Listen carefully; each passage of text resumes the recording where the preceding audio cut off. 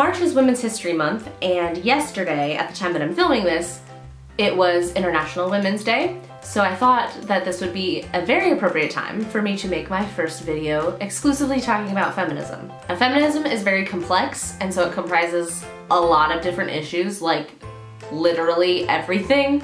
Pretty much any experience that humans can have can be analyzed through the lens of feminism and what it means for a woman to have that experience rather than a man. So obviously there's no way to talk about all of that stuff today. But I would like for this video to be intended for people who might not know that much about feminism or might hear about it a lot but are interested in knowing more, or people who are perhaps skeptical of it for whatever reason. Basically, for the purposes of this video, I'm gonna assume that anybody watching this is not like a men's rights activist troll who's just trying to pick apart an argument. If you happen to be one of those people, I am sure you will let me know in the comments. So given that you are a good, well-meaning person who actually wants to know about this topic, you've probably heard and you probably understand that feminism is not about hating men. Feminism is about the equality of the sexes. Anybody who tells you that feminism is about hating men is either lying or just doesn't know what they're talking about. Those are literally the only two options. This is why it makes me crazy to hear young female celebrities disavowing the term feminism. They always say that they believe in all the stuff that feminism stands for, but they can't call themselves a feminist because they love men.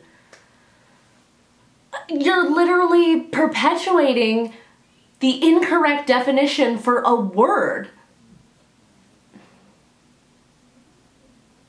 Another thing that feminism is not about is prescribing a way of life for women that is universal, that all women have to follow or else. Feminism is about women having the freedom and the ability to choose what they want for their own lives, which means if you want to be an engineer and you work hard and you're as smart and as capable as the man next to you doing the job, then you should have no impediments getting that job or doing well in that job. It also means that if you choose to be a stay-at-home mom, nobody should judge you for that. That's your choice. Now, this is a really complex idea because there are a lot of women who have grown up with a really specific idea of what a woman should do and what a woman should be, and those women internalize that to the point that they think it's what they want. A woman who grows up in an environment where having babies is a foregone conclusion is not ever going to consider the possibility of not having one, and if that might be what she really wants. That's called internalized misogyny, and that's where the complexity comes in.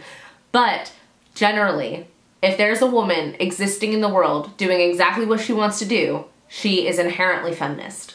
Another thing that feminism is not about: white women, at least not exclusively.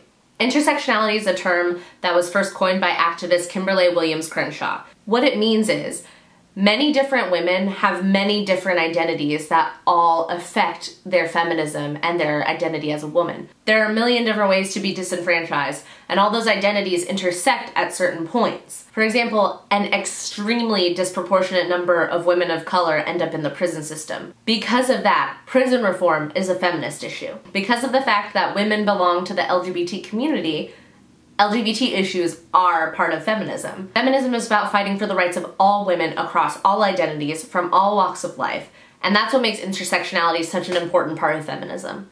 There are a lot of things about feminism that a lot of people get wrong, and I consider it part of my job on this earth to change that. I'm definitely planning to do more videos on feminism, so I hope that you will stick with me and see what the future brings.